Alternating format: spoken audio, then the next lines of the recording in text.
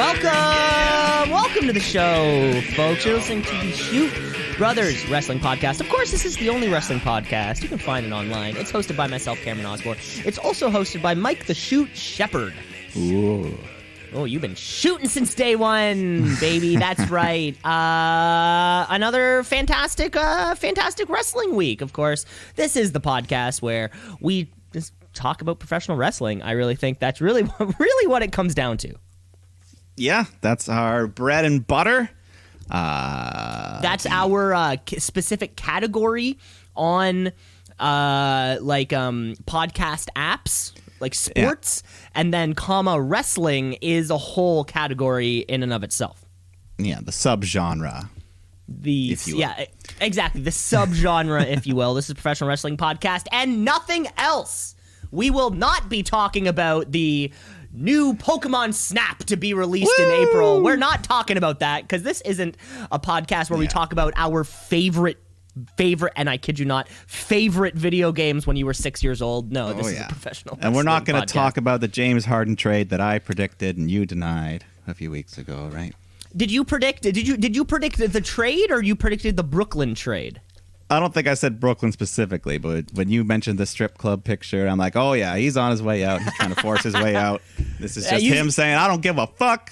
And here we are. You saw it. Yeah, you saw it coming. Even, a week before the season. I mean, I didn't think it would happen, but I was hoping Toronto, obviously. But yes. Well, of course, that being said, though, I don't know which city has the best strippers in the world, or at least in North America. I mean, I'm sure there's a lot of Houston strippers right now who are, maybe having to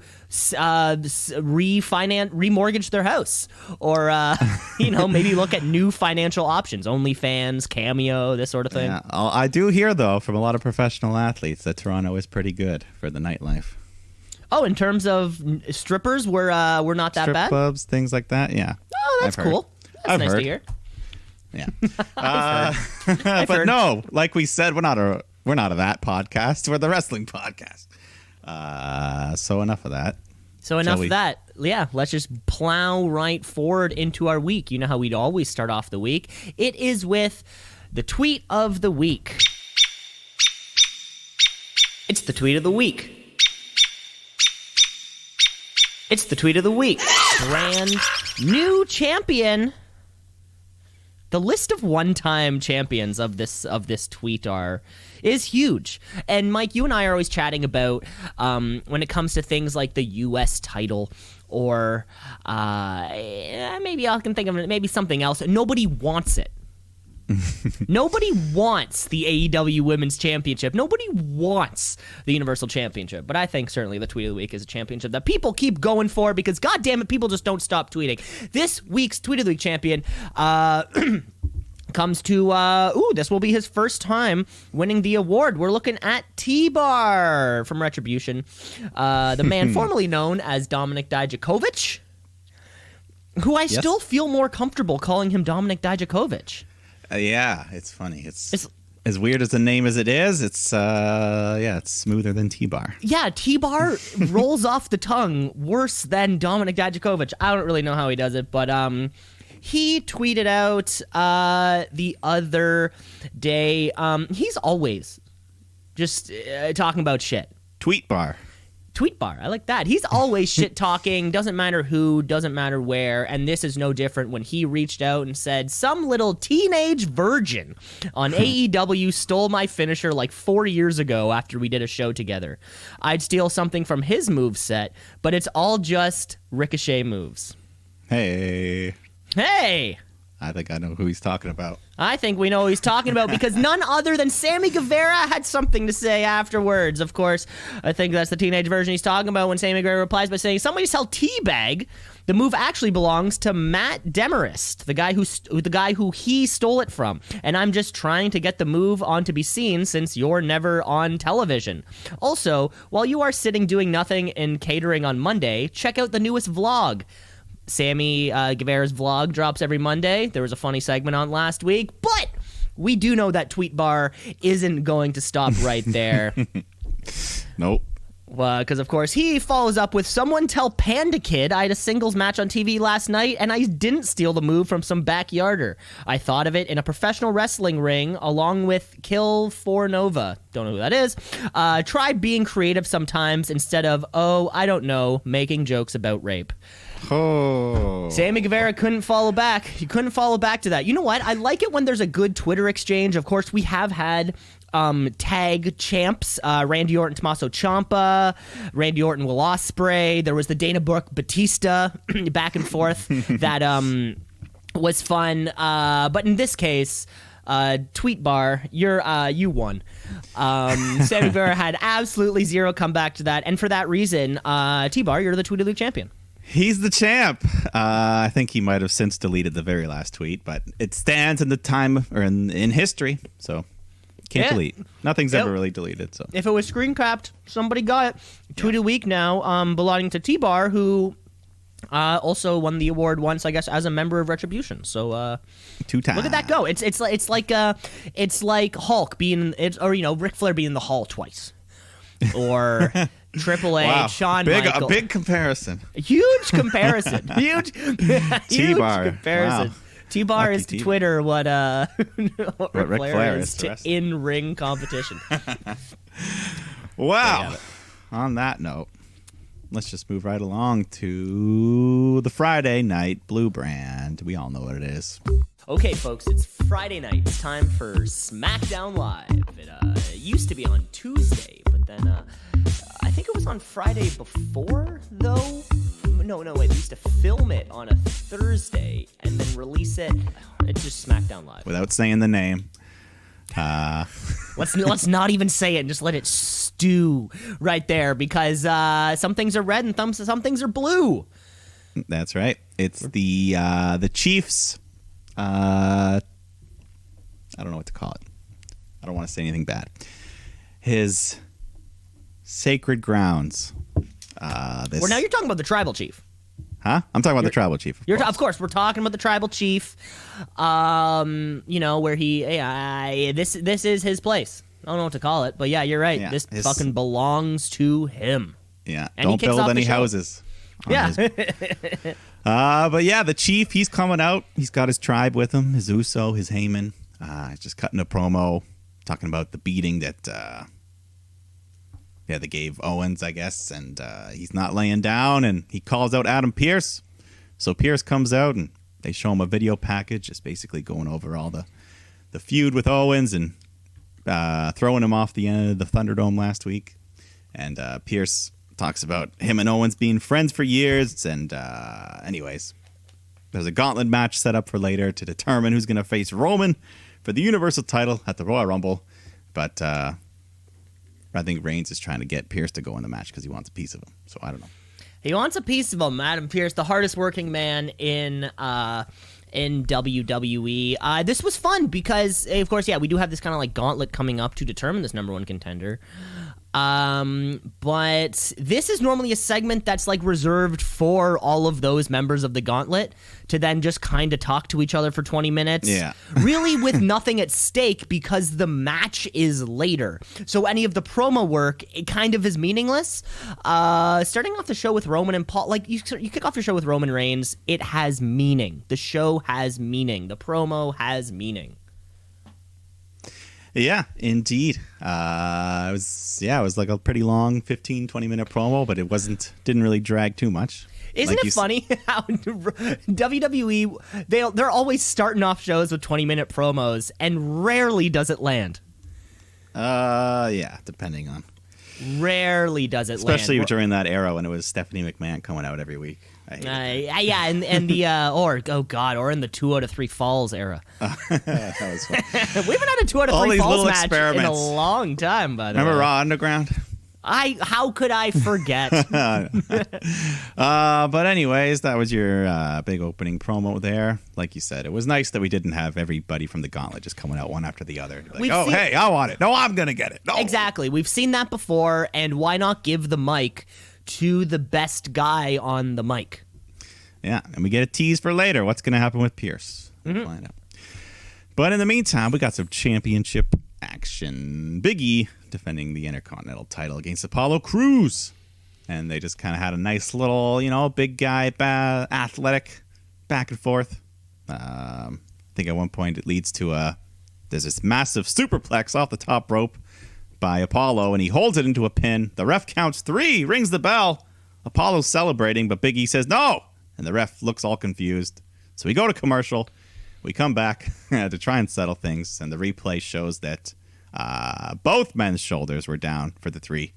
So that's a draw. No title change. So the ref gives the title back to Big E. He goes to fist bump Apollo, but he says, "What? That's it? That's how you want to go out?" But so he slaps Big E in the face. They ring the bell. Big E hits a couple more moves. The big ending, gets the win, retains his title. Proper. Yeah, interesting way to run the match. I don't think we've seen a draw in a long time, let alone a draw and then an immediate restart. It gives you something to look forward to through the commercial break. Yeah, it gave us a reason, exactly, to come back. And Apollo, I don't know. Yeah, he showed a little bit of heel moves there with the slaps in the face and stuff. But. Well, yeah, when you slap one of the top baby faces in the face, there's no other way. There's very few ways to interpret that. Yeah. But then we go backstage where Mr. Adam Pearce is on the phone when Sonya Deville approaches him. And we find out her new role. She's happy she's going to be working together with him. I guess some sort of assistant or co-manager, position of power, whatever she has. Yeah. So now, do we think this is on both shows, too? I mean, I guess if Pierce goes where she goes, where Pierce goes. If she really is his right hand, I don't know. That's exactly it. Yeah, looking forward to that in the future. Yeah, we'll see. Because right before she had to go away for a bit, she was getting really good on the mic. So if that's what she's gonna do, ease her way back in before she starts wrestling again, we'll see. I think we just get more Carmella sipping champagne, cutting promo on Sasha. Yeah, it's a bummer to see right now the SmackDown Women's division kind of stalling for the first time in a year. Yeah, and for no real reason. Yeah, like they have the wrestlers still, they're just not really booking them all at the moment. I don't know. Because and when we were talking about this certainly on the shooties, and certainly we've been speaking about this for weeks and weeks and months now. Like the strength of the SmackDown Women's division has been off the charts. Mostly led by Bayley and Sasha, but we can still we still have a lot of people to draw from with Bianca Belair coming into the mix. Yeah, I mean this Women's Rumble coming in a few weeks. Hopefully that'll give us the rejuvenation we need. We can just get past this Carmella feud once and for all. Yeah, it's not. Yeah, and build to WrestleMania. But, we got more title action in the meantime. The SmackDown Tag Titles, the Street Profits defending against Rude and Ziggler, who I think I heard them referred to as the Dirty Dogs. I also heard that, and I've seen it posted on places. So it's got to be official now. They're named the Dirty Dogs with a D-A-W-G. Now, I haven't quite seen a shirt yet. That's always the telltale sign when we get an official shirt. Yeah, but who's buying that shirt? Hey, WWEshop.com. Yeah, people bought the B team, so. Anyways, tag title match. Good tag action here. Street Profits, they've been on this roll. One of the best tag teams in the WWE of the year. So we're thinking Rude and Ziggler, they're not the team to take titles off them, right? Well, apparently not, because Ziggler disagrees. Him and Ziggler hits this big face buster off the top rope, and then soon after that, Rude and him hit a spine buster zigzag combo, and that gives him the 3 count. A bit of a shocking title win, I thought. Yeah, a bit of a title win out of left field, but these guys are weren't they also the Raw tag champs at one point? Yeah, I'm sure. Okay, so there is like a level of pedigree to the two of them. I mean, they've been together for a while. Yeah, they're both good wrestlers. It just seems surprising, Street Profits had such a big long run, and it's over on SmackDown. It was 200 plus days on Raw, and then that transferred right over to SmackDown, sitting at 88 days. Yeah, on this basically one. Undefeated. You're sure exactly right. things. Basically undefeated. Been carrying the entire division, which isn't saying much. Yeah. To say that. They've just been the fighting champions this whole time without any real competition. There's some guys here, though, especially when I think about Rude and Ziggler, I think about, like, this is their... Not only did they need to win the match, to, like, keep up appearances or whatever it might be, but Robert Roode's 43 years old. Dolph Ziggler's 40. Like, if you want to, go in on somebody being champion, seeing what they may have as a last possible run, I mean, of course, it just seems like Bobby Roode just got here. But if you want to use them while you can, I think you're kind of in that mode. Yeah, I mean, at the end of the day, it's not a huge loss for the Street Profits. They'll win them back sooner than later. And the Street Profits will be around for a long time. Oh yeah, they will. Oh, they're like the next. They're like the next Usos, New Day. They're like the future of that caliber of wrestling. Yeah, they've got another 10 years to look forward to. And you know what? It was kind of fun seeing Robert Roode wear pink. I don't know if I've ever seen him. Well, hey, I mean, those they got to look alike. Yeah, I like it. You know how I feel about only that. a 3-year gap between them. I would have guessed Ziggler was a bit younger, but hey, looks good for his age. Oh, of course. Yeah. Oh, I think Lance Archer is 42. He's turning 43 like next month. Isn't that wild? He's like just hitting his prime now. Seems like it, right? Eddie Kingston's like 39. I mean, Jesus Christ. Yeah. It's a new world. 40 is the new 30. It really is. Well, did you know? I think Kenny Omega is older than John Moxley, which just like doesn't feel right. Yeah, that's weird. But weird, eh? Yeah. Oh well, it's just numbers here, folks. Of course, just numbers. Yeah, I think there's just more backstage. Paul Heyman just trying to convince Adam Pearce to join the Gauntlet, saying, "Hey, man. You were in wrestling, you never accomplished that World Heavyweight Championship dream, so why not go for it?" Yeah, why not? And then more backstage. Liv Morgan, Ruby Riott, they're hanging out when Billie Kay approaches them. She's all chipper. She's been reveling in our win last week. She's taking credit. It's time to take this Riott duo and turn it back into a Riott squad. So should we make it official squad? And they say, "Sorry, Billie. No thanks." But Billie starts crying and says nobody wants her. And Liv says it's not that. But and she just says, "Oh, great. I knew you'd come around. And I could be a punk. I could be edgy. I've been listening to Blink 182.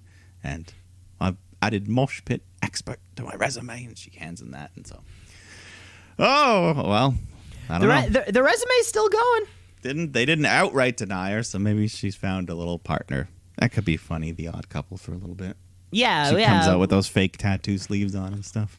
Yeah, I think we need to find something for her to do, and I think whatever it should probably be out of the ring. Yeah, if she wants to put her 6-man tag anything for a little bit. But exactly. But yeah, mostly manager. If she wants to do this and be funny on the sidelines, I'm fine with that. Agreed. Give her one of those little, it's not like a megaphone, but it's like the thing you yell into, like cheerleaders. Oh, yeah. Give her one of those to yell into cheerleader yeller things. Yeah, just like... But let's get to it. The main event. These are usually pretty good. We got a good old gauntlet match where the winner gets Universal title shot at the Royal Rumble. So we kick off with Rey Mysterio, Sami Zayn. But Sami comes out cutting an angry promo about being pissed off. He's having to be the first entrant in the match, and he's brought out his own camera crew so he can document his own unbiased view on things. But he gets distracted, yelling at before he can even take off his coat and hat. The bell rings. Ray kicks him into the ropes. 619, frog splash. Just like that, Sammy's eliminated. Just like that. But I don't know if you should probably pay close attention, and maybe folks at home, if you want to go back and rewatch it. It is standard, it's customary for the ref to check in on both competitors before the bell even rings. Mike, Sami Zayn was not checked in on. I mean, the ref, it's at their discretion. Okay. Sometimes they see the action start, they say, ring the bell. Certainly at their discretion. Mike, if you were to ask me, I would believe that a level of professionalism would need to exist, and it would be standard. It would be in your best interest, in the competitor's best interest, in the booking's best interest to confirm with each competitor, hey, good to go? Yeah, like, you've caught your breath, you've done your little air punches or something? Coat off. Okay. I would have let the man do it, but... but you know what? This is a gauntlet match. He didn't want to waste too much of our time. He just wants to get this thing rolling. So let's get the next guy out. Rey Mysterio's taking on Shinsuke Nakamura. And these two got to have an actual match here. It was pretty nice. Can't really recall them being in the ring together too often. So this was a fun little mishmash. Nakamura just though hitting some heavy kicks. Goes for a big power bomb. Rey reverses it. Sends Nakamura into the ropes. He hits the 619. Goes to follow with the frog splash. But Nakamura gets his knees up, blocks it, and then transitions into an armbar, which forces Rey to tap out. So a bit of a... Don't see too many submission wins for Son Nakamura. That was cool. Yeah, not too many. I didn't even know that he kind of had a submission in him. Yeah, so that was nice. So Nakamura then takes on King Corbin, who comes out, just starts beating up everyone at ringside, including Dominic, who is still there with Rey. So they're all going back and forth, and then eventually Nakamura hits the Kinshasa, thankfully eliminating Corbin. Bye-bye, Baron Corbin. It's nice to see Dominic Mysterio without whatever his sister's name is, though. Yeah, Leah. It sort of seems like, that might be over. Fucking. We haven't seen Dominic wrestle in a long time. It's kind of unfortunate. No. Yeah, because he came in. He was the shooty winner for Work of the Year. Of course, I was worked into believing that Dominic Mysterio would become a professional wrestler and then actually get matches. I was worked, baby. I can admit it. Hey, and I didn't say it on the air, but he was probably my third runner-up for Rookie of the Year.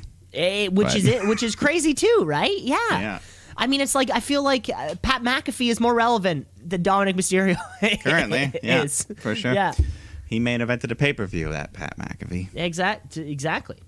But let's go Nakamura taking on the next entrant, Daniel Bryan. So these two, this was nice. They got to have a good little technical wrestling match here. Lots of submissions. Bryan's on a roll. He's running kicks into the corner when Nakamura just counters with a big Kinshasa, picks up another pinfall, eliminating Daniel Bryan. But is that the end? We're not sure, because Bryan goes over, shakes Nakamura's hand, and then Roman Reigns' music hits. Bam. Woof, woof. The big dog's here. Him and his tribe come out. And then Adam Pearce comes out with them.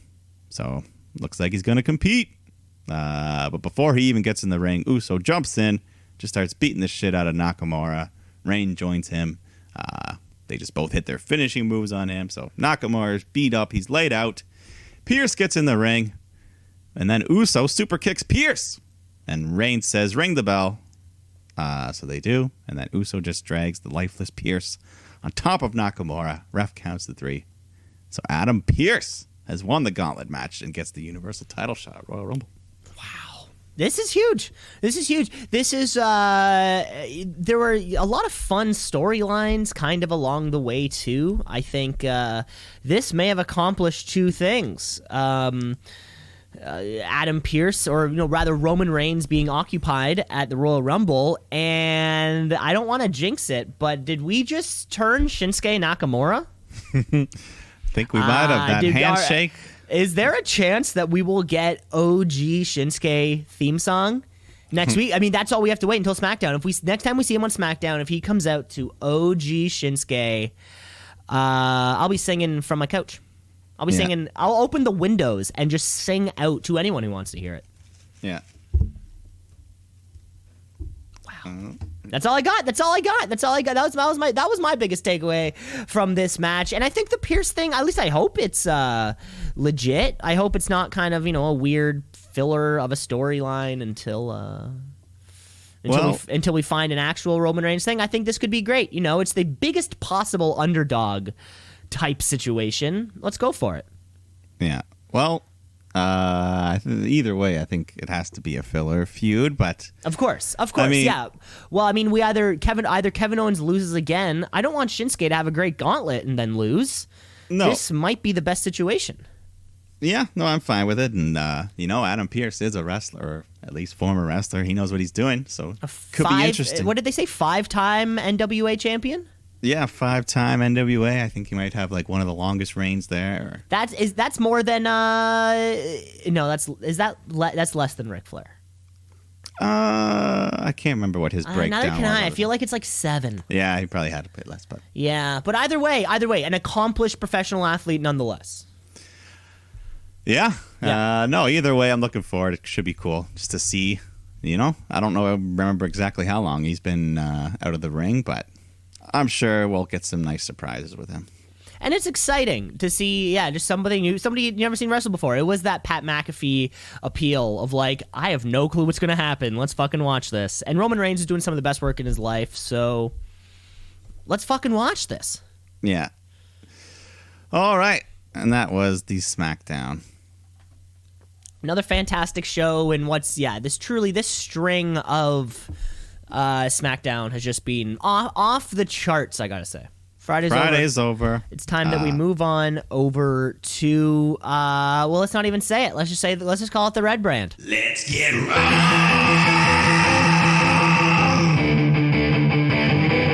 Let's get right.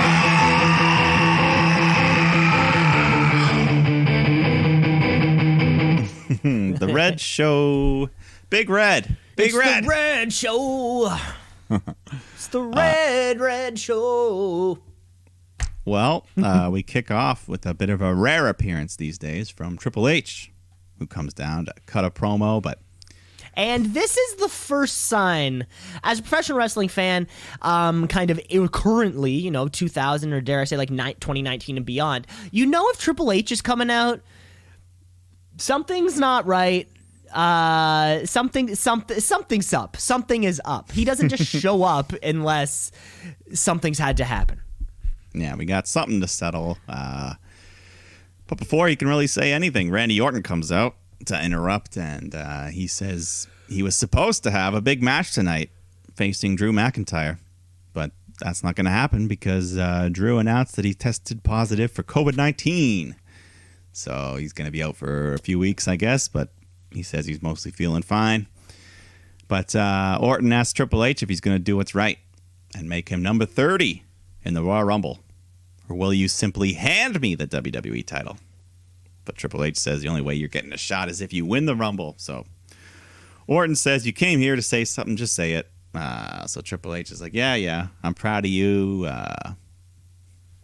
Proud of the year you had and having the balls to drop the match and light the Fiend on fire, because I would have done the same. But then seeing you insult the legends and taking their pride away, and all it did was solidify in my mind that Randy Orton is nothing but a no-good prick. Prick. A prick? Wow, you never get a P bomb. No, that's an interesting swear word. It's definitely edgy, but it's not really that bad. But you don't hear it very often. You really don't hear it too often because it can also have that anatomical meaning. Yeah. Like it doesn't. Yeah, it's weird. It seems like it's like if someone said that, like a kid said that, you'd be like, whoa. Exactly. If a kid called another kid a prick, the teacher would be like, hey, go to the office. Like, that's definitely a bad word for you if it's said. Yeah. But, like, if you're talking about somebody, like, oh, that guy's a prick. Yeah. No one's really going to stop you. But anyways, Orton comes back. He gives him some insults of his own, and he wants to know if the game's still in there. He wants a fight tonight. But Triple H says he's smart enough to know that when someone wants something, you don't give them the satisfaction. There's no benefit to it. So he goes to leave, and then Orton says, oh, Stephanie's not here. I guess you can't retrieve your balls from her purse. So Hunter gets back in the ring, nails him with a right hand, and Orton leaves, and he just like, haha, guess that means yes. We'll see. This is I wonder, this must have been something they planned super late, kind of in the writing of it all. I wonder when the Drew McIntyre news actually became when they became aware of it, because there's a chance it fucking happened that morning. Yeah, very well could. Or I think I heard it was Sunday. They tested him the day before the Raw. Oh, okay. So on Sunday got the news, but then probably would or have maybe got the news Monday morning. They tested exactly, Sunday. yeah. Something And like then that, it was and then we kind of had to go into overdrive to book a main event. I mean, these guys, what they've been feuding for 2 decades now. It's just it will keep being what it is. Yeah, and Triple H, the promise of him maybe wrestling on Raw is something to keep people around. Yeah. But let's go to women's action. Charlotte Flair taking on Lacey Evans, and Flair still upset about Lacey flirting with her father last week. They're having a nice little match. Lacey gets dumped to the floor when Ric Flair's music hits, and the old man just comes strutting down the ramp, smiling to watch at ringside. But Charlotte's not smiling. She's pissed off and takes it on Lacey, eventually hits the natural selection. She goes for the cover, but dirty old Rick grabs Lacey's foot, puts it on the rope to break up the pin, screwing his own daughter, which doesn't sound right, but... the daughter screw job. So she yells at him some more, and then Charlotte goes to suplex Lacey back into the ring, but then Rick grabs Charlotte by the foot, trips her down, so Lacey falls right on top of her, and Rick continues to hold down Charlotte's leg. The ref makes a 3 count. Big win for Lacey Evans, but big assist to Ric Flair. One thing I love about this, one thing I love about Monday Night Raw, one thing, and Mike, one thing I love about Charlotte is Charlotte's the only person who can be treated better than the champion of the thing that they want. Well, we haven't seen Asuka in weeks now. It seems like it's been 3 weeks now, but that's exactly right. If Asuka's the Raw Women's Champion and Charlotte's being treated like the queen that she is. Isn't, and they're also the tag champs. I forgot about it because they didn't even have the titles. Yeah, they didn't even wear the belts when they came out. I guess the last time we would have seen Asuka would have been that night, possibly. Maybe it was the Raw after that pay-per-view. I have a small suspicion, without warrant, that maybe she has COVID as well. And we were saying that all summer too. There would be we would get 4 weeks straight of Apollo Crews and then nothing, and you're like, okay, so that's probably where he is. I mean, we've had a couple guys, Nick Jackson, Chris Jericho, both came out, said they had it for a month and didn't really notice too much. They just and what it seems like, especially with the Drew McIntyre case in particular, is that this is the first instance where they said it before / while it's happening. You took Chris Jericho off TV for 2 weeks. Nobody thinks about it. Or Matt Jackson was the same way. Or even a lot of those people who we kind of lost for small chunks of time in the summertime never heard. Kayla Braxton. People like that. Yeah, exactly. And you kind of fill them in, don't even think about it, don't even mention it. So that could be a good reason why they don't have those titles with them. It does beg the question for me, though, why... Is it only because Drew was the WWE champion that they had to make a statement? Is that why? I guess so, because it's the build to Royal Rumble, and if he's not going to be there the next 2 weeks, it'd be kind of weird. Certainly, I think it would actually be... I mean, they could have... I think what I was about to say is I think it's a great move just on WWE's point of view, taking your biggest star, holding your biggest belt, and having him say the real thing that people down there in Florida in the United States are fairly divisive over. It was the smart move. No, it's good to at least know that Vince McMahon's not a COVID denier. Or at at least whoever's in maybe it's Chris Dunn. maybe he's the one who or Kevin Dunn, sorry. But going forward, Ric Flair, Lacey Evans, it's right there. Charlotte Flair is also right there. I'm just curious how close to Sugar Daddy we get to before the 2021 woke audience has had enough. Well, I think afterwards we see Rick and Lacey. They're leaving together backstage.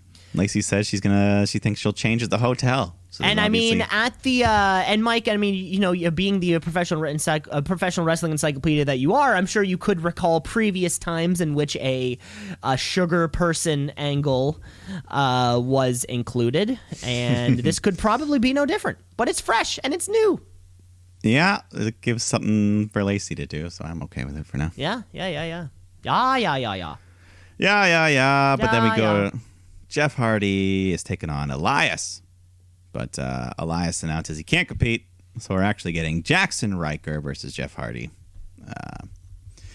So Riker comes out strong. Hardy counters. Hardy hits a twist of fate, but the dumb Riker botches it. He turns like it's a neck breaker. How do you botch What a an twist idiot. of fate? Yeah, It's like come on. It's you're Jeff in Hardy the ring who with the guy who does this move. Yeah, you Get him probably grew off up watching TV. him.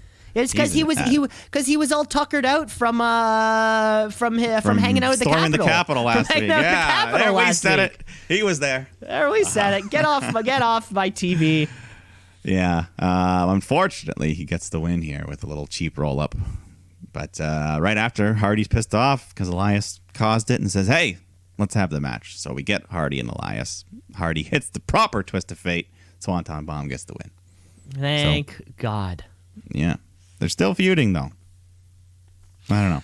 They should have ended it at the Symphony match. Destruction match. The old annual Symphony of Destruction. Like, that's the match. blowout. How can you top that? Once you break all the instruments, then what's next? Yeah, then what's next? Are they going to do the guitar on the pole? We've already had that. Yeah, I mean, I know we would need something else like the pick on the pole. Yeah. Who was it? Wasn't it? Who was it that used the picks like a Wolverine claw? Was it Hardy? Oh, I remember that. I don't remember That who was- though. I do Put remember them between that. his fingers and he started punching. I Yeah. can't remember. Anyway, so let's move on. Tag team action. Sheamus and Keith Lee taking on Miz and Morrison. Match is going fine until Morrison's in the corner and Keith Lee pounces him so hard the top turnbuckle post just breaks right off. So Lee and Sheamus, they just laugh. We got to go to commercial. We got to go to commercial. The ropes falling out. This is fantastic. Yeah, it was a fun little visual. You know, a lot easier to fix than when they break the whole ring. So the ring crew, they get that thing popped back on during commercial, and we get right back to it. Keith Lee's in control. He's ready to hit his spirit bomb when Sheamus tags himself in, hits the brogue kick, steals the pin, but they both get the win, so they're all good. They hug, they celebrate. Yeah, this was I loved this. I loved the ring falling apart. It's fun when it happens. It never happens, and we've seen the Braun Strowman ring fall apart twice now, where he's just like, oh, he's so big, he can do this. Where this is one of the no. Keith Lee is so athletic, he's able to break it in this way. Yeah, it was cool. I loved the look on his face. I think it's a work. I think it was planned. I think it was planned, but it was executed so well. much fun. Yeah, it was executed perfectly. Because like the way they laughed made you think maybe that was real because they were laughing pretty good. And you see it if you're ever watching indie highlights, and it doesn't happen all the time, but it happens in wrestling. Yeah. I mean, Sometimes one of the ropes break. There's a match. It's one of those flippity flops between Ricochet and Will Ospreay that you can find dozens of online, and the ropes break like halfway through after they both do kind of their little bounce offs into flips. Mm-hmm. You know, I'm sure you've seen it before. It's and then you just gotta fucking deal with it. Like, it's fun. It's shit. This is shit that happens. Yeah. No, there's been some. There's been some legendary accidental rope breaks. That's exactly it. Yokozuna. You remember Yokozuna, the big man? The big man? What happened Big to him? sumo. I remember one time he was going to do his bonsai drop, and then the rope just broke. And then I remember there was urban legends after because he disappeared for a while. People said he was so depressed about his weight because he broke the rope.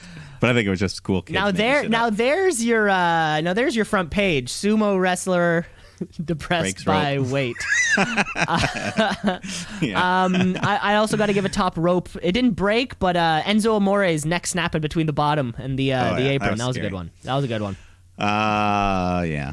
There was also one other. Shawn So Michaels. one more. Let's keep going. How many do we got? Because this one's funny because it never happened. Shawn Michaels and Marty Jannetty, they were known as the Rockers tag team. Mm-hmm. They faced the Hart Foundation, and the rope broke in the middle of the match, so they couldn't do a bunch of spots they planned. But the Rockers won the belts, but then they never aired the match because the rope broke, and they just retconned the whole thing. Title change never happened, even though people were there. They saw it. There's pictures. They just erased the whole title. And the Rockers never won it as a tag team. So they erased the whole thing from history because of a rope break. Why is that? It just because it looked embarrassing? I guess the rest of the match were like, well, shit, we can't really do anything.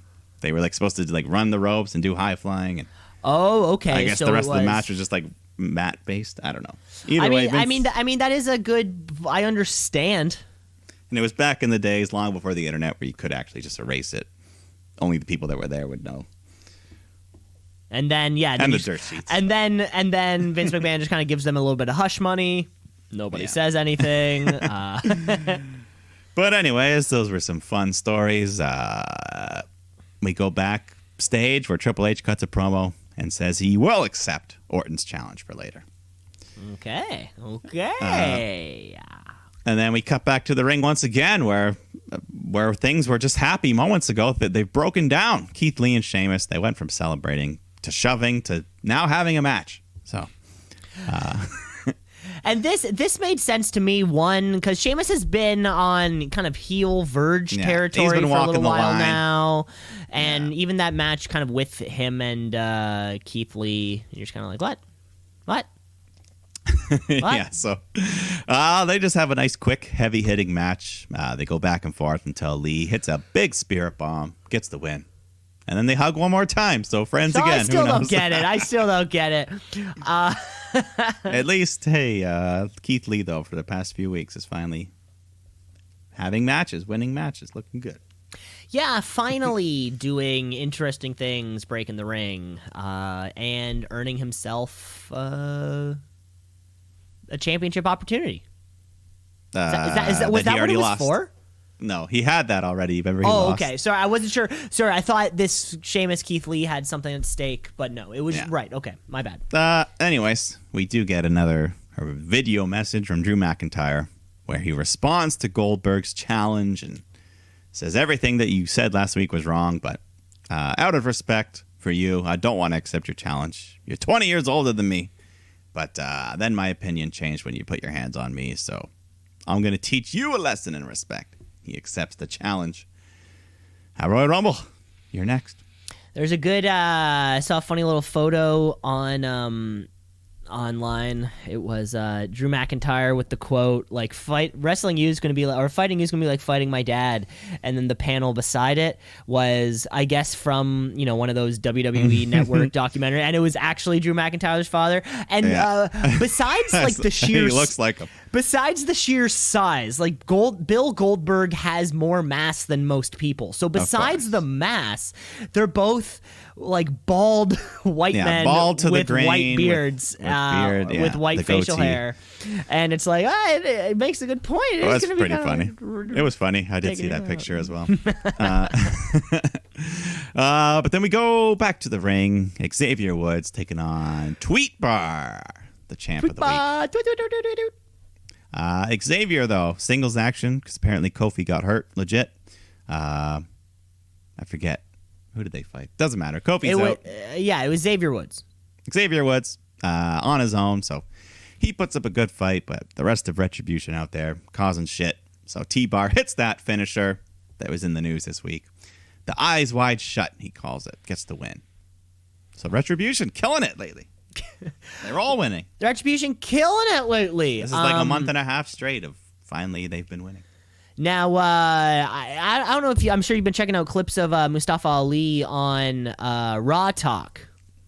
Yeah, he's been crushing it staple. too. And I don't know if you saw what he had to say after last week's Legends Night. When he pretty much goes where on... there was no retribution on the show. Where there was no retribution on the show. He pretty much goes on... He just goes off about my exact sentiments towards things like Raw Legends Night, which just identifies with me very well, which I'm quite happy about, right? But it's really funny because he's on the panel with, I guess, Charlie Caruso and R-Truth.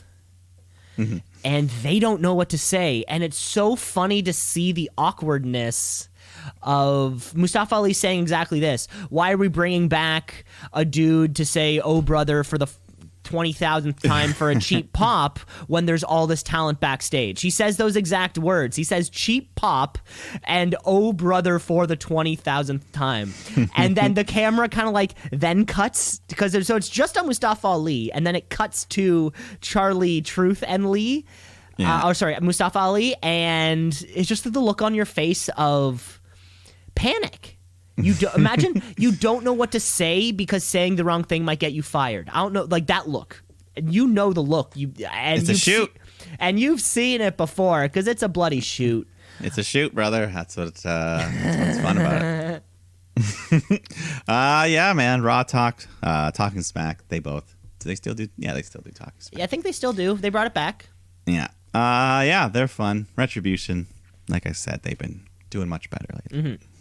But we got a championship match. United States title on the line. Bobby Lashley defending against Riddle.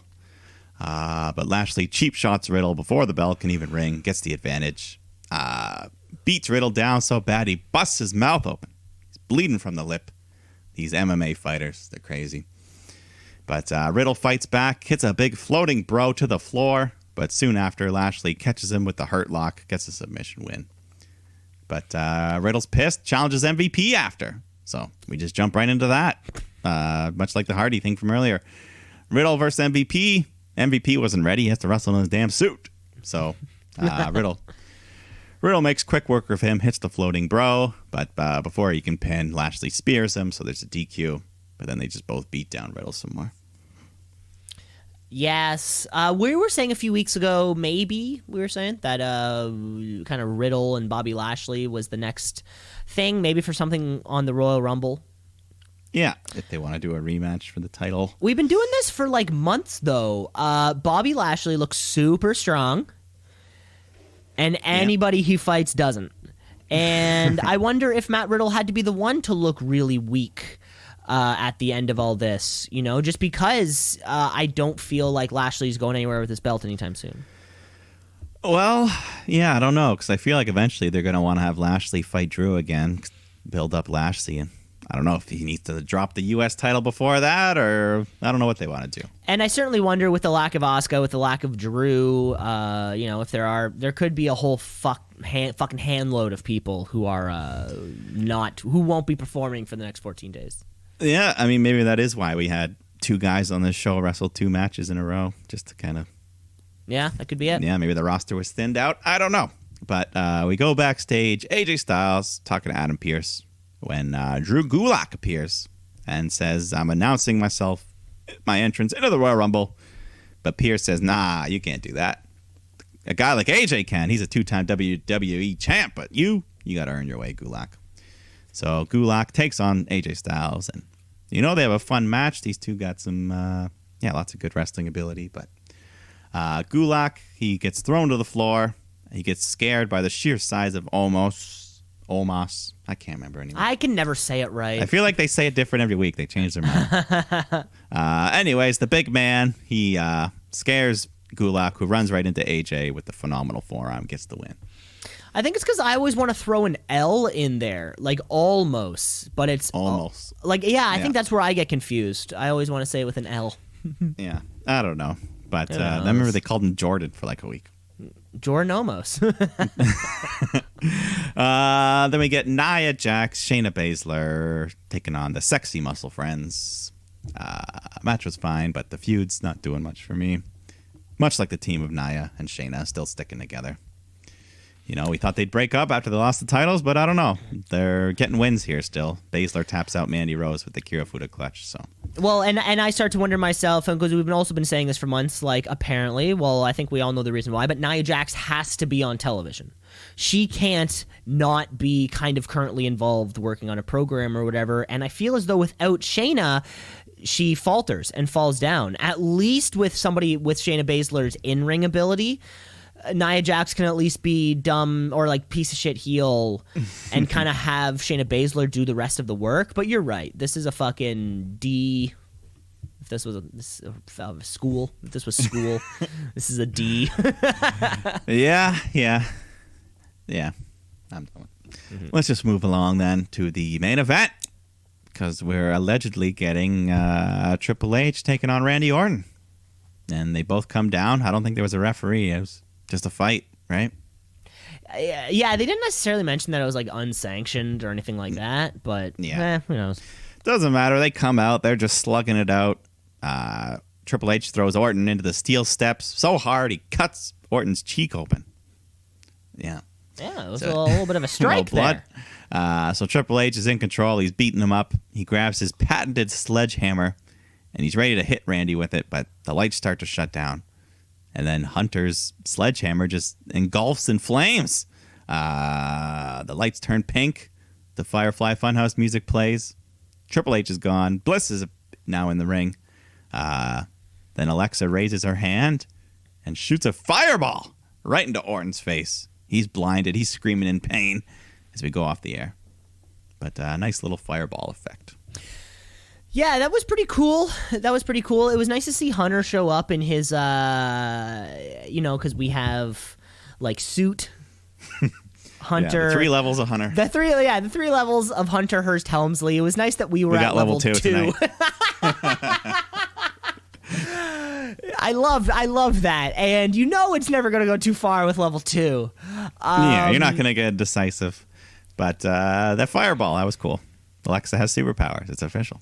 Alexa has superpowers. It's official. Nobody has let the Fiend in. Triple H's hammer on fire was a fun thing. All of it. Yeah, it's still. I'm still a bit bummed that the Legends Night didn't kind of carry through the story like I think it should have. Triple H, probably a guy in place right now because there could be a lot of people who are unable to attend. Alexa Bliss was set on. We still haven't really nailed down the fact that Alexa Bliss laid down in the middle of the ring, covered herself with gasoline. We still haven't quite addressed that. No, Orton said he didn't light her on fire. Oh yeah, but he was like, oh my good. He's like, I couldn't do it. I couldn't do it. I couldn't do it. I could beat up a bunch of 70-year-olds, but I just couldn't. I couldn't light this young woman on fire. Yeah, well, we're gonna have to see where this whole Fiend stuff goes back in. Whether that means, is the Fiend gonna pop back at the Rumble? It certainly seems like he's not in the main event. Fiend. It certainly doesn't seem like he's in the main event scene right now. Like, he's still not hovering around that WWE Championship, I don't think. But I think him and Randy also aren't done yet. No, he's got to do one. He's got to kill Randy back. Is the Fiend going to do like a little Mick Foley thing at the Rumble? Maybe come out as both. We get rocking chair New Orleans Bray Wyatt, and then we get kind of Wyatt family leader Bray Wyatt, and then we get Funhouse Bray Wyatt, and then finally the Fiend. He can outdo Mick Foley by one persona. We'll see. I don't know if he'll do that much. I don't know. I don't know if I could see the Fiend being in the Royal Rumble. Yeah, I don't necessarily see him fitting in that same way, unless it was so they could have all of his different characters. And, like, he just keeps fucking with Randy Orton. Or he, like, keeps eliminating himself or something, like, black out, then back up, and then he's gone, and then next entrant, fucking next Bray Wyatt character. I'm not sure. We still have a couple weeks until the Rumble really comes in. We haven't had a Buried Alive match in a while. They could go there. Oh, that would be fun. But see, what I'm worried about Randy with all this stuff is that he's going to have to start wearing more clothes. Nobody is. You don't want to be buried alive in little wrestling trunks. You want to be buried alive in like a jeans, something that's a little sturdy. Exactly, in your best suit, man. Come on, you're in your best sleeveless hoodie. Sunday gear. That was it though. But that was Raw. That was all the main You said the name. Business. No. I said it. Oh, God. The listeners know what we're talking about now. Yeah. That was the whole first half of the show. That was the full main roster. And that leads us into our break time. Yeah, let's take a break. We're going to take a break. We're going to come back because, of course, the Wednesday Night War. We're kicking off this dusty classic road tourney. And, of course, lots of fun stuff on AEW, so stick around. Let's shoot. Yeah, let's shoot. Yeah, let's shoot. Brother, yeah, let's shoot. Yeah, let's shoot. Yeah, let's shoot. Brother, yeah. We're back here on the show, part 2 of the podcast. Usually the Wednesday Night War kind of chunk. Who's winning that war, by the way? I haven't checked the official figures or statistics. Ratings wise, I'm pretty sure Dynamite wins most weeks. I like for those, if you search Wednesday Night Wars, then you go on to the the Wikipedia page, it very nicely colors it all for you, so you don't have to sit there counting like 1, 2. You can just see chunks of orange followed by little slivers of yellow with the occasional green. What's the green? Tie. Oh, yeah. I remember there was like 2 ties. A couple ties or whatever it might be. But yeah, it's all it doesn't fucking mean anything anyways, right? Doesn't mean anything, right? What do ratings matter? That's exactly. Am I Well, right? I mean, what do they matter? I'm gonna say they matter for like TV deals, TV deals. No, I know. But to us, the audience, the viewer at home, for the most part, it doesn't matter. Ratings. I mean, sometimes it's audience numbers. Sometimes it's match ratings, which leads us right into we're gonna have a little shootout. So I want to briefly shoot. This is unscripted. I'm just going to bring up a topic real quick, and I'm going to shoot on it, and you can jump in if you want. Ooh, baby, I like this. I like this. The song will be like, like bullets hitting like tin cans. Like, Yeah, we don't. There's no song prepared, but yeah, if you want to add a bullet sound effect, that'll be the song. That'll be the song. Got it. Yeah. Anyways, what's got the topic? What's got the shoot meter running this week? Well, not even the shoot meter, but after last week's Dynamite, it was a pretty good show. But overall, it was some. Anyways, what came out of it? I found out that the main event: Kenny Omega, Rey Fenix for the AEW World Title. Mr. Dave Meltzer decided to give this a 5-star review, which I watched the match. It was a good match. 5 stars, I don't know.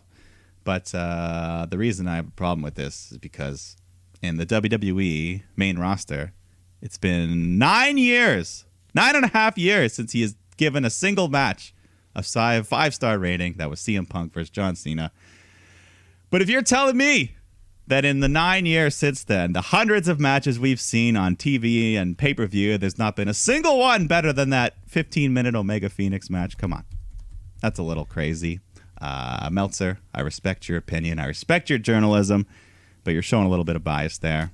I could think of like half a dozen matches from this year that were better. The Royal Rumble 2020 match was better. Sami Zayn, Jeff Hardy, AJ Styles, Triple Threat. I don't know. These are all just opinions, but it got me to shoot because this guy's just throwing out the 5 stars like candy and other promotions. You know what I mean? I know exactly what you mean, Mike. I think I approached you with one fact, and you approached me with another fact, and you're exactly right. So I'm looking at, he doesn't rate every single match. I really don't know what his qualification is. I think if it's pay-per-views, he does, but weekly TV. When it comes to weekly TV, it's just sort of if he hears about a big match, he'll rate it. Exactly. Pick as you go, right? Last week's Santos Escobar and Grand Metalik, he rated that one. Of course, and last week's Finn Balor, Kyle O'Reilly, Drew, Keith Lee from the week prior. So kind of like, it's the select big matches which you think are going to make a splash. Mm-hmm. Right? It just comes down to either I don't know what he's looking for, or I don't think he. Okay, or I think I know what I think he's looking for, and really all I can kind of peg this on, because you're right, Mike. You are exactly right. We have seen high quality matches all over the place in WWE, things that you think would have.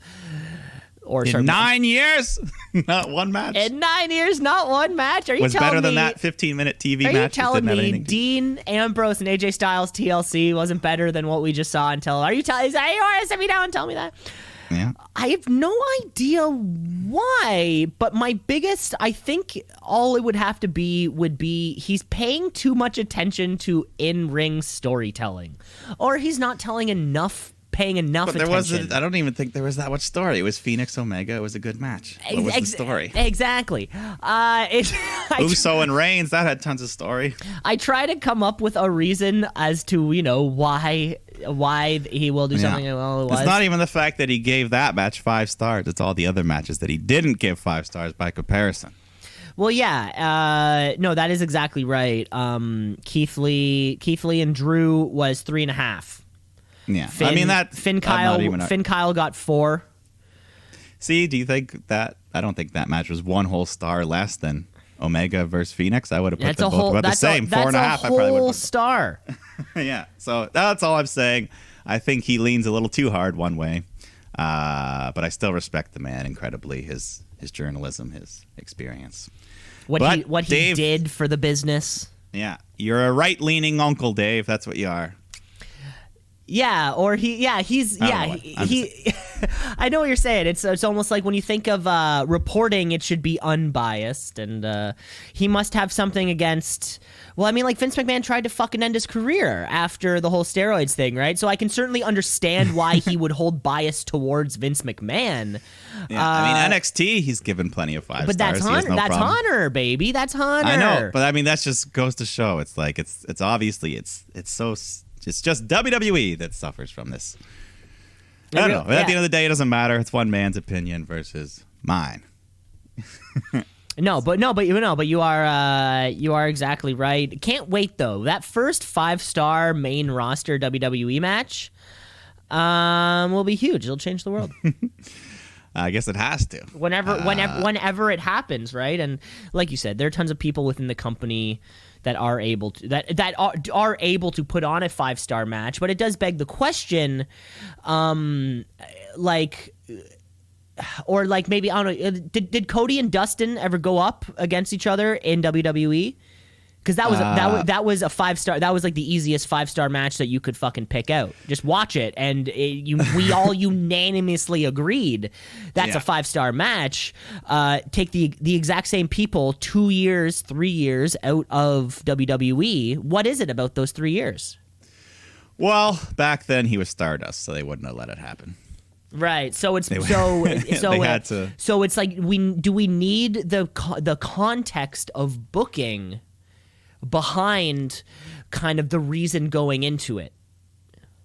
Does that make sense? I mean, yeah, but I think you and I both said, I think the Royal Rumble this year was perfectly booked. Perfectly booked. And how does that not get 5 stars? What more could you want? You got the guy, the winner got over. You had great storytelling. You had the surprise returns. At that point, you just don't like the Royal Rumble. Like that Royal Rumble had everything the Royal Rumble needs, and it only got 4 1/4. 4 1/4. Like how much harder do you have to work to get those 3/4? I think 4.5 is the closest WWE has gotten. In the last 9 years. In the last 9 years, 4.5 maybe. I mean, at the end of the day, like we said, this is just the shootout. We're just having fun shooting on a hot topic, but. Wanted to get that off. Who do you think? Do you think, Mike? Do you think that in like? I think I've already seen a bunch, and they just don't get the rating. Okay, but who do you say right now? Maybe in the current direction of some of these programs, do you see a main roster 5-star match happening? Daniel Bryan versus Roman Reigns. Daniel Roman. That's the one for the Universal title at WrestleMania.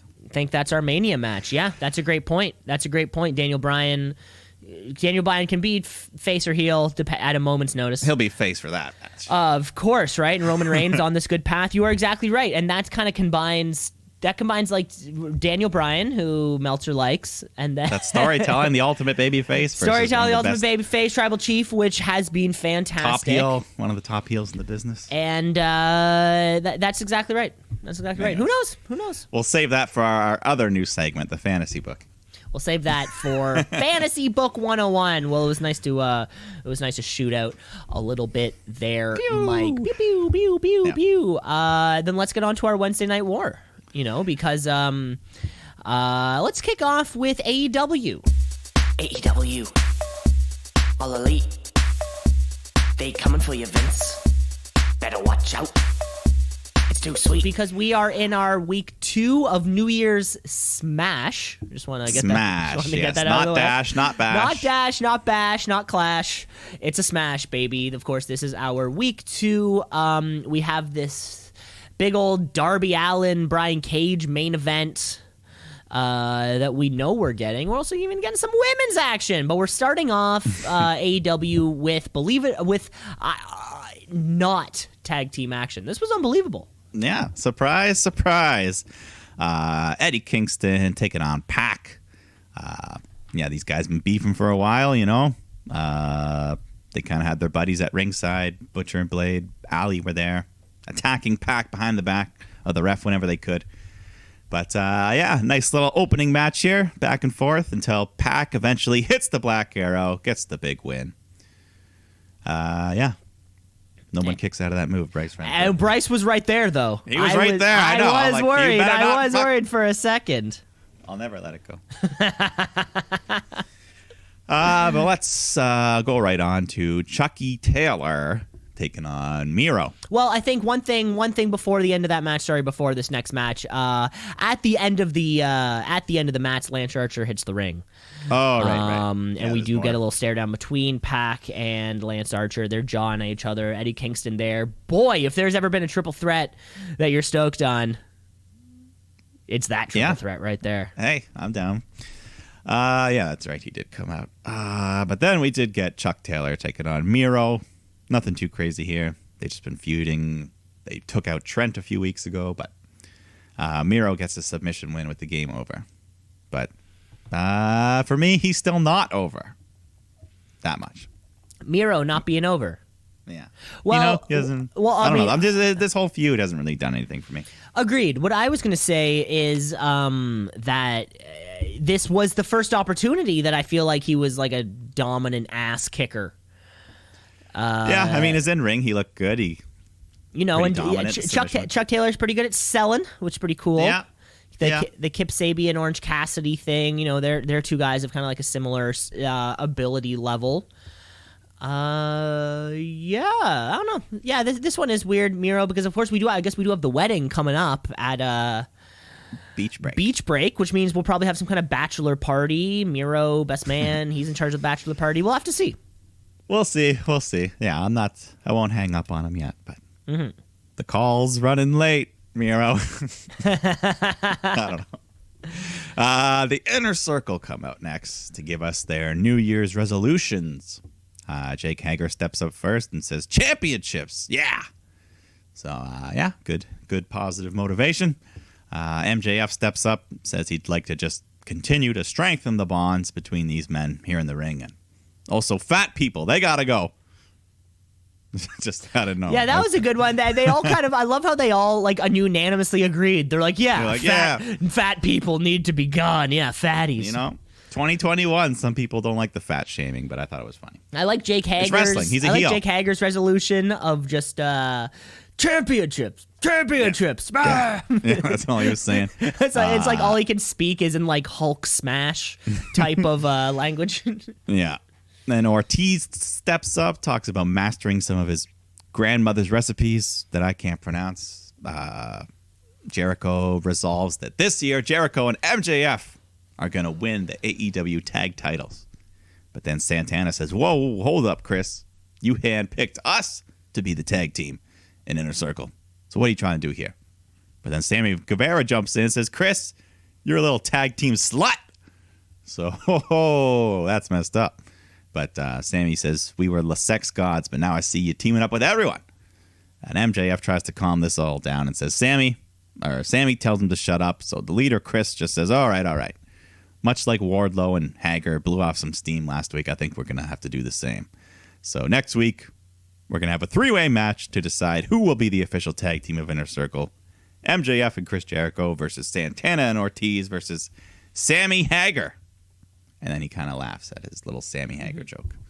Sammy and Jake Hager. Poor Wardlow, though, gets left out. Yeah, I was looking at this, and I was thinking that Wardlow Hager should be the fucking team.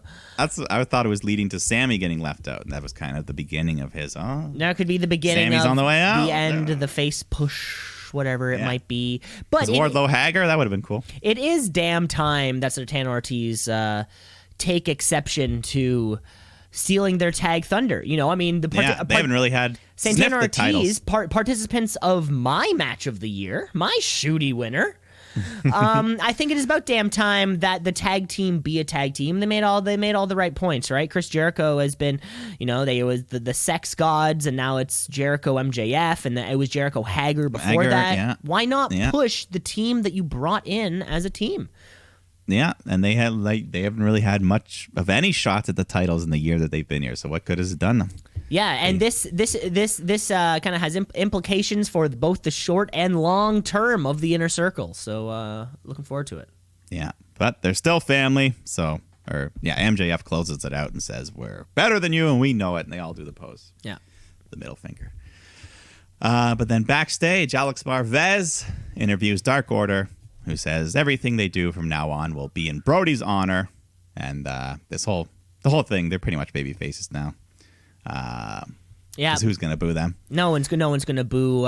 No one's gonna boo. The likes of Stu Grayson and Anna Jay and the Mustard Boy, the hot dog man. That's right. You know him. His name is John Silver. He's the BTE champion. One of the most prestigious belt in professional wrestling. Where this week we actually had our first, another number one contender match for that illustrious title. But this was no normal number one contender match. No, it was a Eliminator Flip Cup sponsored by White Claw.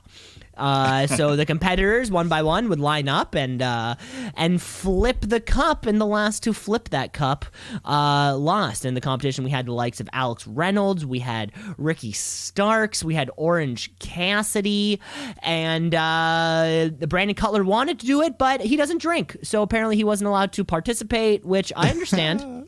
They couldn't let him drink water. They wouldn't let him drink water. It all came down. That seems a little not. He also films it, so I guess he's got to do it.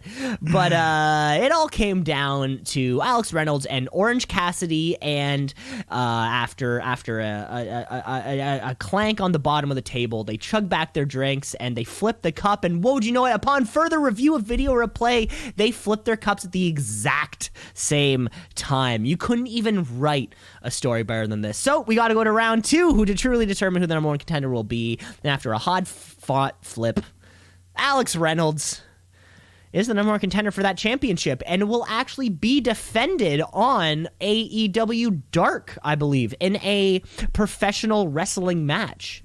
So look forward, or don't, and just wait for me to tell you about AEW Dark next week, when we'll actually get a championship match. But my money, I'm not a betting man, but I got to put money on the Mustard Boy himself. Well, we'll see. I mean, up until now, all these things have been a shoot. Now they're going to actually determine who wins the belt, right? Who knows? This is going to be... Unless they just have an actual amateur wrestling match.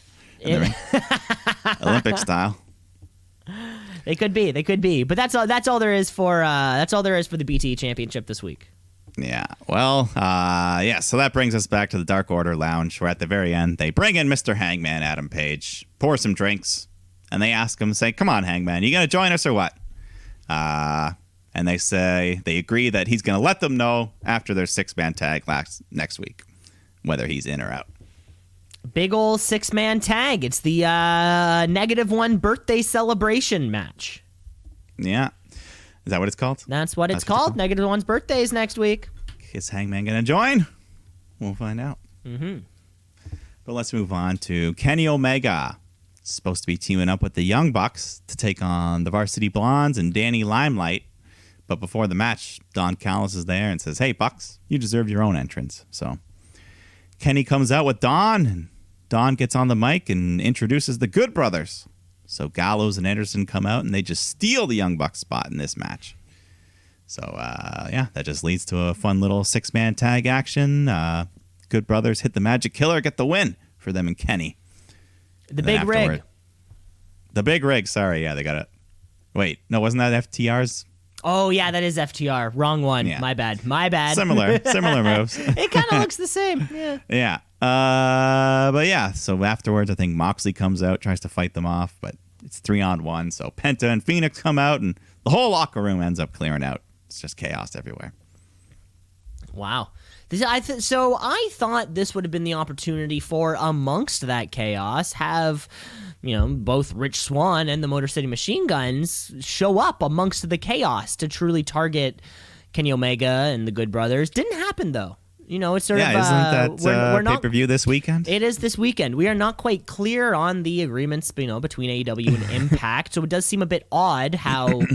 it just seems like something that would have happened. But the Good Brothers were here. They were here. Why weren't the other guys? It would seem like it would stand, but That's a good point, but we'll see what happens on Saturday, or I'm sure we'll at least see highlights. Mm-hmm. But then we go over to a new set, at least new to Dynamite. Reba introduces us to the waiting room, which is Dr. Britt Baker's new talk show segment. So they got the little couch, the little backdrop set. She gives us an intro, brings out her guest, Cody Rhodes. And they light little sparklers for his entrance. And Britt says, "There's your contractually obligated pyro." And she just takes other little small jabs at Cody, saying, "Congrats on the baby. They're going to have an action figure before I do, but who's counting?" And she's laughing and says she's kidding, but no fake friends, just fake teeth. And then they bring out a surprise guest, Jade Cargill. So she just snatches the mic from Cody and says, "Nobody gives a damn if Brandy's pregnant. Me and Shaq are tired of waiting, so where's my damn opponent?" She shoves Cody in the face. And then Red Velvet shows up, gets in her face, and they start shoving and slapping. Full-on cat fight. The woman in the audience, well, the wrestler's woman, they just start storming the stage. So eventually, Britt Baker wraps things up by playing footage of her and Reba beating up Thunder Rosa. And then I think Rosa appears and cuts a promo on Baker, so they're going to have a match at Beach Break. And Baker just yells, "Tony, you said I didn't have to." Just yelling at Tony Khan. This was great. I loved the Ellen DeGeneres daily talk show feeling. Reba's laugh was a lot of fun. It is cool seeing like we will buy into something silly if it's done well, and having like the little side stage, and it looks like it looks like that shitty barber that Shawn Michael kicked somebody's head through. Like it looks like that same. That was kind the tag team I mentioned earlier, the Rockers. The Rockers, exactly. It looks like the exact Shawn Michael Rockers heel turn. Or it had that same kind of feeling that we're okay with that. It was fun. And Reba too. When Cody came out, they like hugged him, and Reba just like wraps her leg around Cody and hugs him all. Like, now, I don't think Cody said a single word. Did he? I think, he would like go to talk, and then she would cut him off. And then 1 second, and then she would go back, which was a lot of fun. It was fun. She played that condescending role perfectly. Yeah, Britt Baker's great at that. And we've been saying, we're getting Thunder Rosa and Britt Baker at Beach Break, which is fantastic. Still waiting for Britt Baker to actually wrestle when an opponent is ready. Yeah, and for the title. So I don't know where she'd have been, folks. It seems too easy because it's like we can just put the belt on her and just have her be like the Bruno Sammartino of this division, and she just holds the belt for 2,000 days until somebody's good enough to take it from her. You have 2 women's belts. Give her the other one if you don't want to. This company has 2 belts. Like, why the hell do you have 2 women's belts of all the... Anyways. Let's go on to Jungle Boy, Marco Stunt, taking on FTR. Match was fine, but nothing on the line. I guess rankings, but Tully interferes behind the ref's back, shoves Marco into the ring post. And that's when we see the big rig from FTR. That's what it was. The big rig.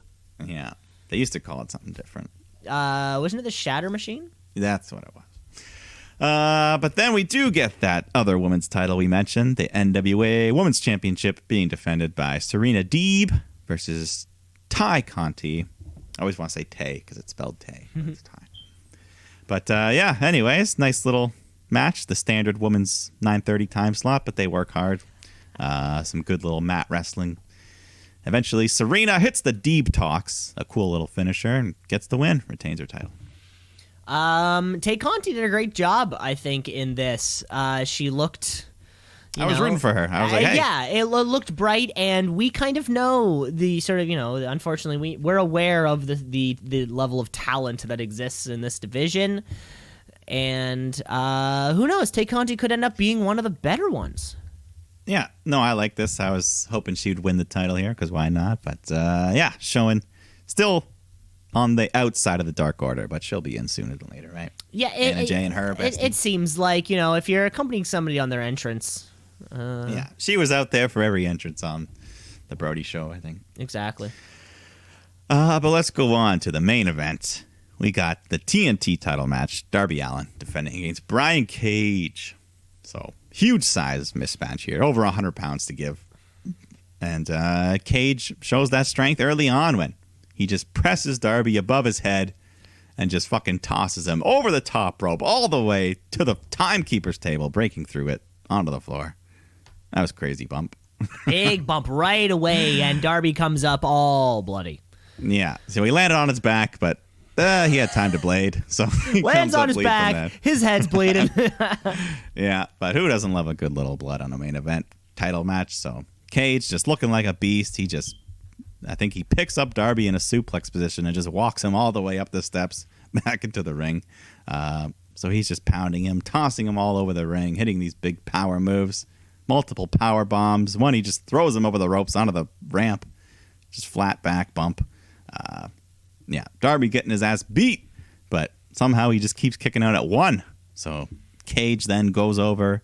He moves the steel steps, which appear to be much heavier and more solid than WWE standard. I noticed there was like wood in the middle, just like reinforcing it. Oh, yeah? Maybe, well, it's a Yeah. lot of wood. Well, when Brian Cage is involved, you need to reinforce some stuff. Yeah, well, I guess there's a reason, because they set these steps up beside the edge of the ring. Cage goes to slam Darby, but he fights back, kicks Cage, so he's hanging by the ropes, and then Darby bites his hand, so he lets go, falls back onto the steel steps.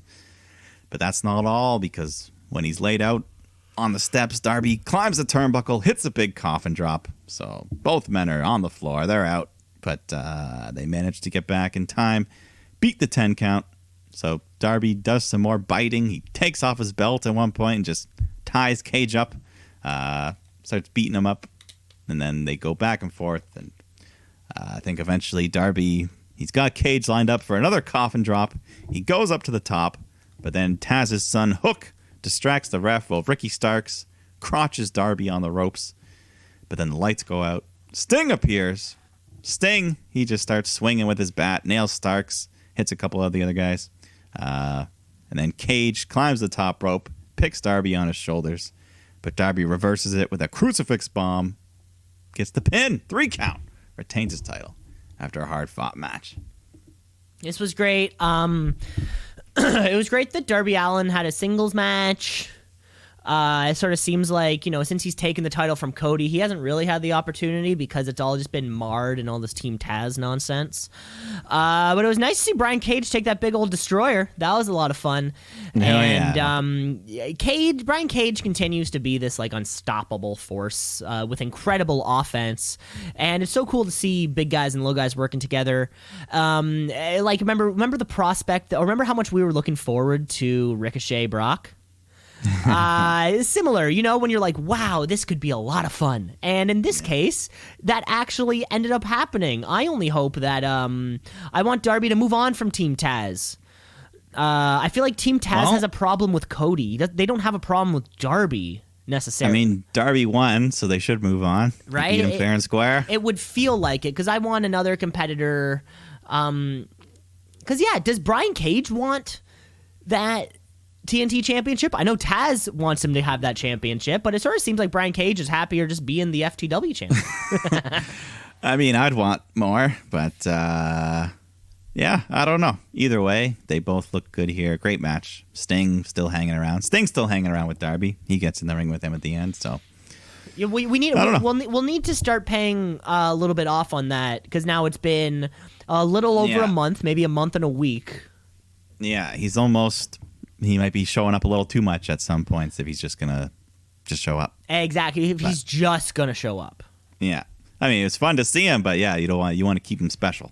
Exactly. Yeah, but that was it.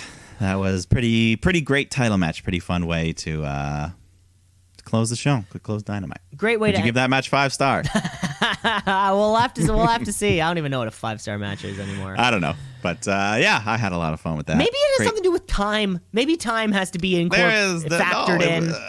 He's given 1-hour matches. He's given 15-hour matches, 15-minute matches. Sorry. But anyways, doesn't matter. This was just love. This was a fun way to end the New Year's smash. Great way to end AEW.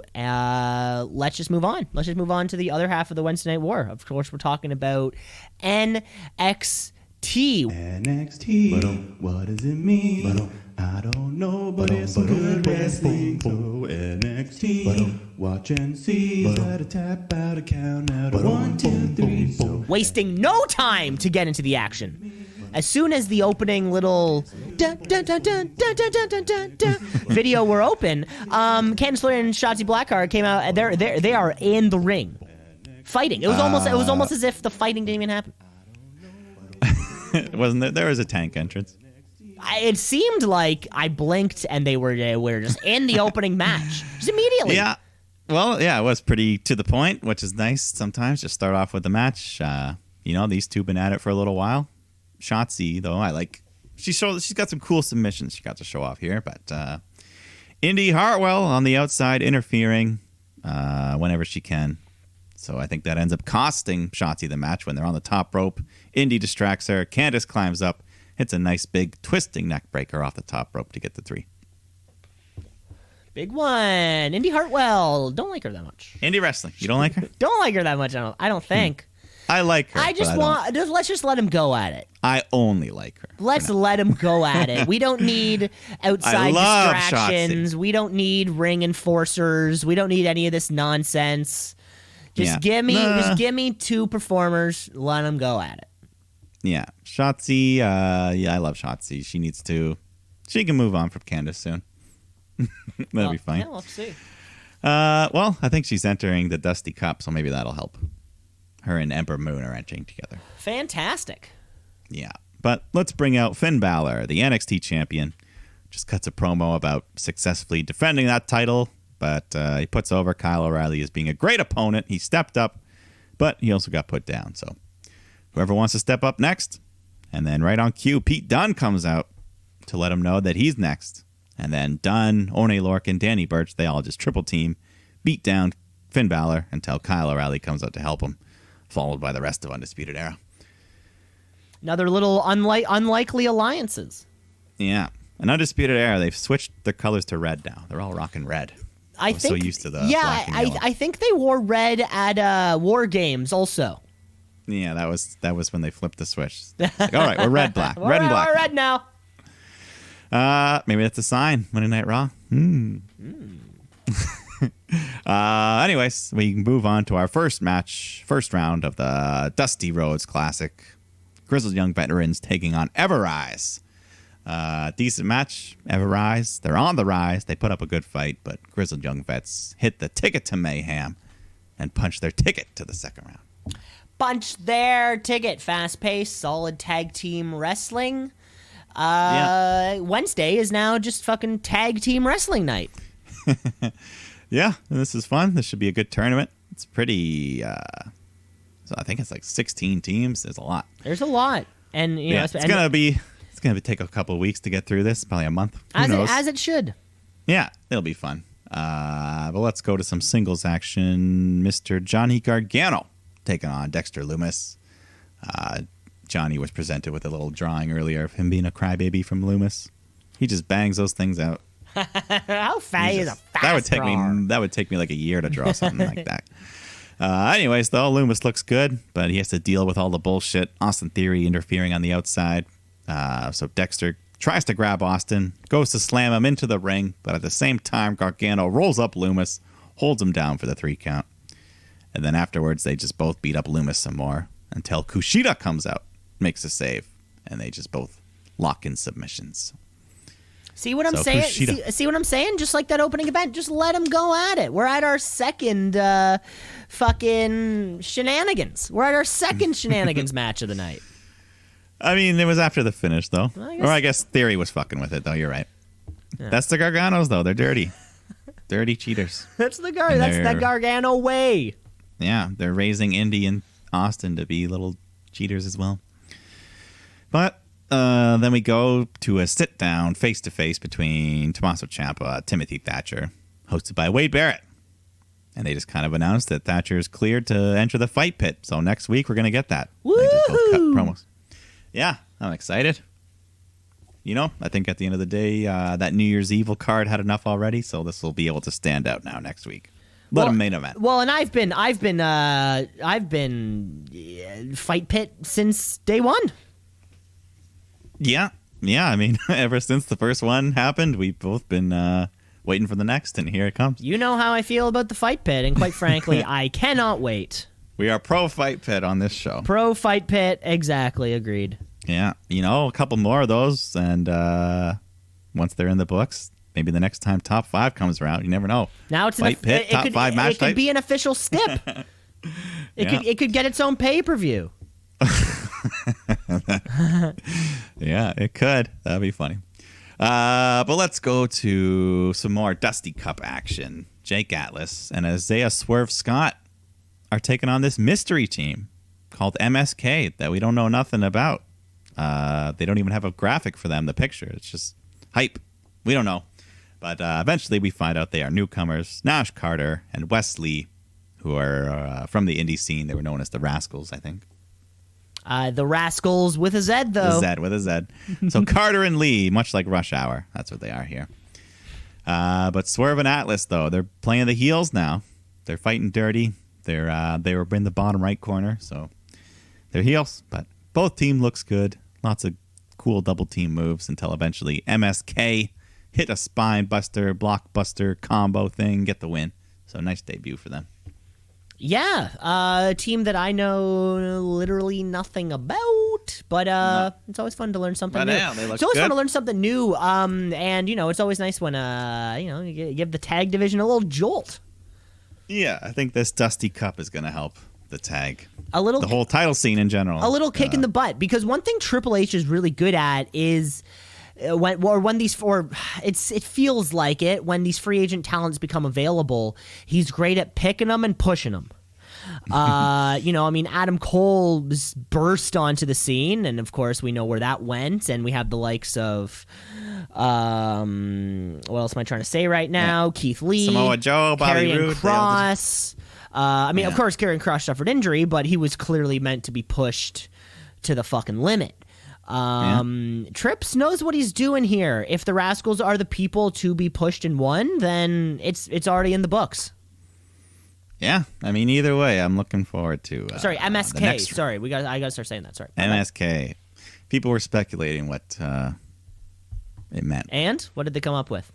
The top answer seemed to be marijuana smoking kids. Nice. For some reason, there was some logic behind it. Maybe it's like Street Profits. We want to smoke. I don't know. Everyone wants smoke of some kind. Yeah, that's it's legal for sure. In this country. But let's go along here to some women's action. The newly fierce Xia Li is here to take on Valentina Perez.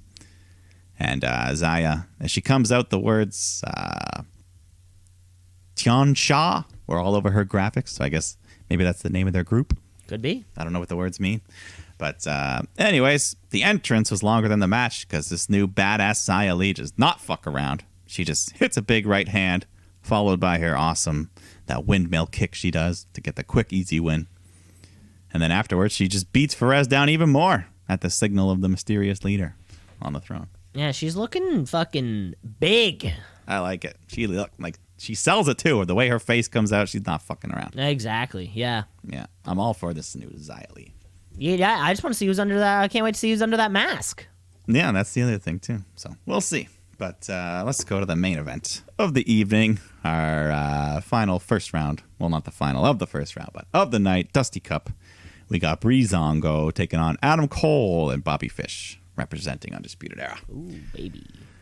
But the match was fine. Not as much high flying as those other tag matches earlier, but the wrestling was good.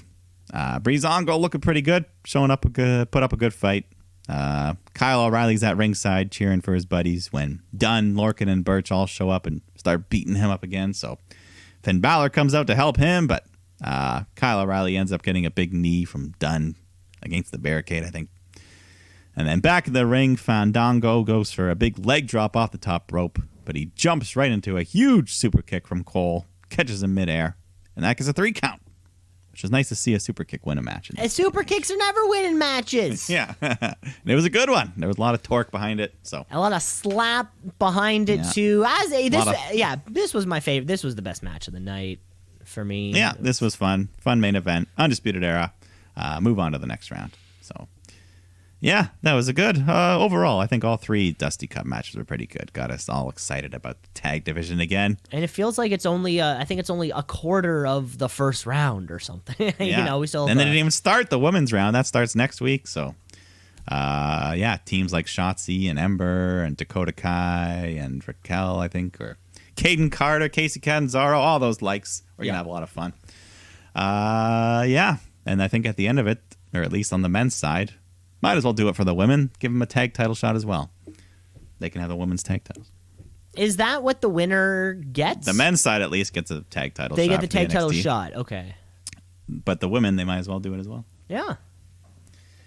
But yeah, that was it. That was NXT.